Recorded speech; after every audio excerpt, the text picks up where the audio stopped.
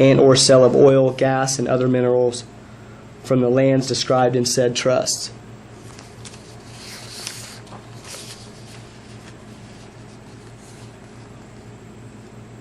Corey Chapin.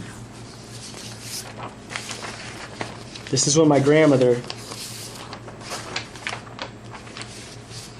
signed this over.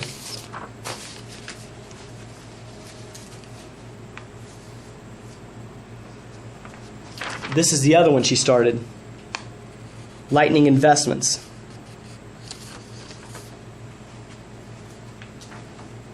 So I went through the safe and I got all my documents.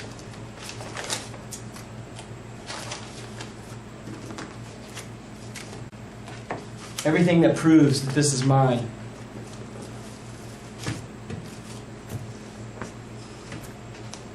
I got it all together and I put it in my briefcase and I left it, by the door. Well, the next day,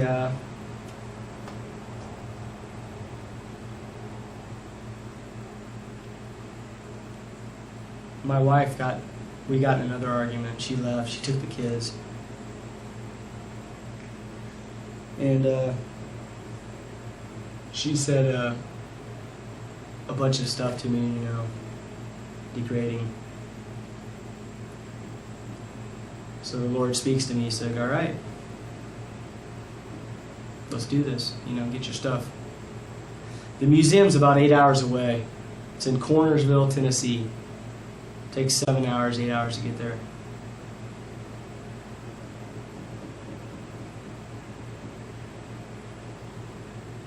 Here I go. Got my stuff packed. Got in the car. I pulled out of my driveway and I parked at the very end of my driveway and I got my Bible and I flipped it around. I turn it right here. 1 Kings 10 talks about the Queen of Sheba. I'm going to read you the little study part at the bottom. The Queen of Sheba came to see for herself if everything she had heard about Solomon was true. Contests using riddles or proverbs were often used to test wisdom. The queen may have used some of these as she questioned Solomon. When she realized the extent of his riches and wisdom, there was no more spirit in her. In other words, she no longer disputed his power or wisdom, no longer a competitor. She became an admirer. That's my wife. That's what's getting ready to happen to me. Because of my faith in Jesus Christ, one of my rewards will be that her heart will be changed. And the scales will be removed from her eyes and she'll be able to see the power of the Lord in my reflection. That's the Lord. He's saying, look, Corey, here you are. 2 years after you got saved, you're finally doing what I want.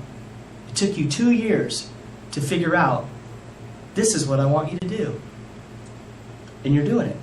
So here's a little prop I'm going to give you before you leave. I'm just going to let you know that I'm with you.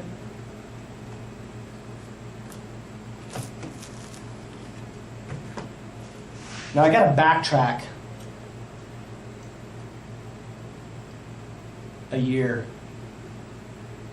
maybe a year and a half, to a vision that I had. Okay? Now visions, I've had a couple of them, and the thing about a vision is you can remember every single thing about it, word for word. Okay, a dream, you can't remember. I can't, anyway. I've talked to some people, they say they can remember their dreams. I can't remember any of my dreams.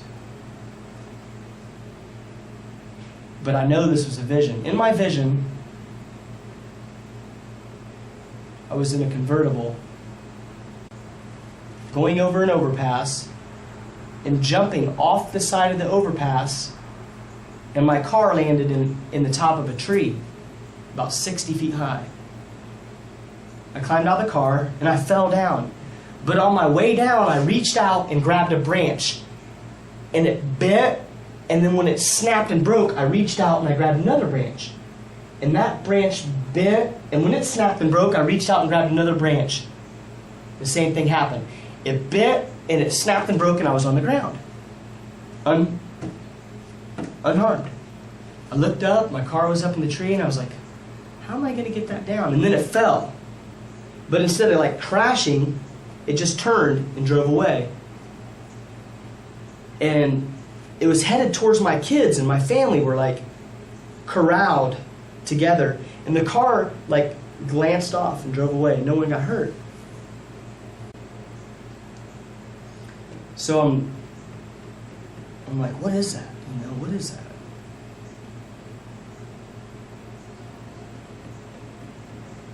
I'm trying to think, you know, for the likes of me, you know, what is that? You know, a couple weeks went by, and a friend of mine sent me a video, a David Gates video. This guy is a missionary.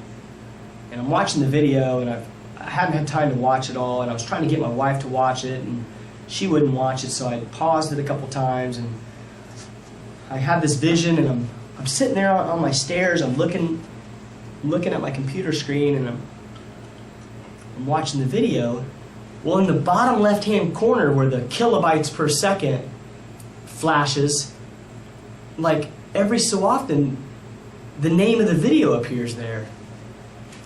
Risking it all with nothing to lose. Risking it all with nothing to lose. That's it. That's what God was showing me. He said, look, you're going to risk it all. But then when you fall, and your car falls, nothing happened. Nothing to lose. Risking it all with nothing to lose. Wow, that's it, that's it. You know, risking it all. When I had the vision, I had a black car, okay? A black convertible Mustang. Well, I traded that car in 6 months ago for a white convertible Mustang. And in my vision, I was in a white convertible, okay? Fast forward to me leaving to go to the museum. I'm pulling out of my driveway, I put the top down, I go down my street, I take a left, and I'm going down Madison Avenue, and I'm looking in front of me, and there's an overpass, and it hits me like a ton of bricks. I'm in a white convertible, my top's down, I'm getting ready to go over the overpass, and I'm risking everything. I'm risking everything. Okay? The Lord is amazing. He's got a plan for every one of us, you know, and for the first time in my life, I'm doing what He wants. So I go over the bridge. I don't jump off the side. I go over the bridge and I go to the museum. I get there. You know, I get there several hours later. It's Friday night, 9:30, and I pull in. And the security lights come on, the dog's coming out there. David comes out and, hey, Corey, how's it going? You know, and I got this look. I got this look on my face that I'm trying to hide. You know, I don't want him to see right through me right then, you know. I'm like, hey, what's up, Dave? I say, hey, how's your family, you know? How's Murray? How's David? How you guys doing, you know? So he gets the dog put up, and I get my stuff together. I got my Bible in my briefcase, and I walk inside, give everybody hugs, and I'm like, hey guys, this book,